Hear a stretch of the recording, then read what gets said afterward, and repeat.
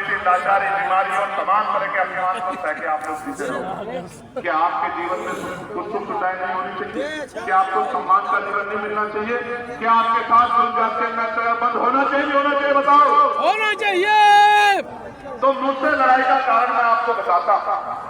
मुझसे लड़ाई का कारण, आजाद समाज पार्टी से लड़ाई का कारण, ईमान में से लड़ाई का एकमात्र कारण मैं आपको बताता हूं। क्योंकि सबके पास समस्या, ये समस्या, ये समस्या, और हमारे पास समाधान है। क्या है? क्या है? समाधान। और मैं आपको बताता हूं कि समाधान क्या है। इस शिक्षा व्यवस्था को ठीक करना पड़ेगा। समाधान ये है भैया, समाधान ये है। इसको ठीक करना पड़ेगा। समाधान ये है। इसको ठीक करने का एकमात्र रास्ता ये है कि प्रधानमंत्री और राष्ट्रपति से लेकर ग्राम के प्रधान और पंचायत का मेंबर, उनके बीच में जितने पद हैं, चाहे जिला पंचायत सदस्य हो, चाहे जिला पंचायत अध्यक्ष हो, चाहे विधायक हो, सांसद हो, मंत्री हो, राज्यपाल हो, मुख्यमंत्री हो, मंत्री हो, राज्य का केंद्र का मंत्री हो, इन सबके बच्चों को सरकारी स्कूल में पढ़ाना पड़ेगा। मेरी बात को आप याद रखें। एकदम भैया सही बात है।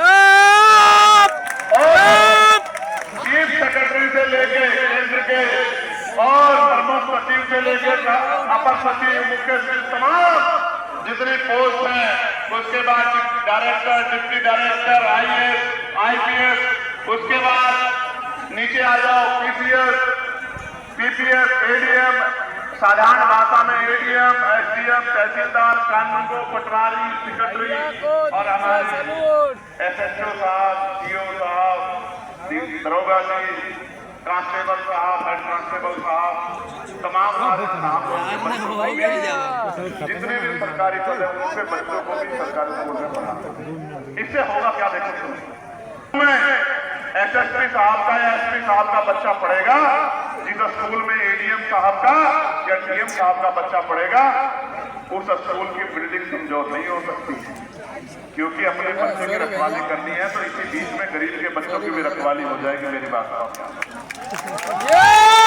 ये तो लागू कराने वाले हैं, लेकिन जो बनाने वाले हैं कानून, अगर किसी विद्यालय में विधायक जी का, सांसद जी का बच्चा पढ़ेगा, उसकी बिल्डिंग कमजोर नहीं हो सकती, वहाँ किताबों की कमी नहीं हो सकती, वहाँ टीचरों की कमी नहीं हो सकती है।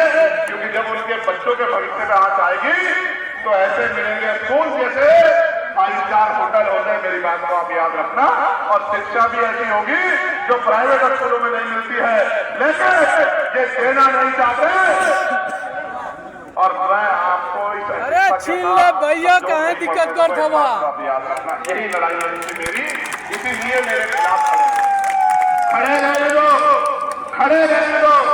ये भी मैंने पहले कहा था, मैं सबसे लड़ लूंगा, बस आपसे भी लड़ सकता हूं, क्योंकि आपके साथ जीना है, आपका जीवन बदलना है, आपसे जीतना नहीं है। मेरी बात को आप याद रखना। एक और समस्या सबसे बड़ी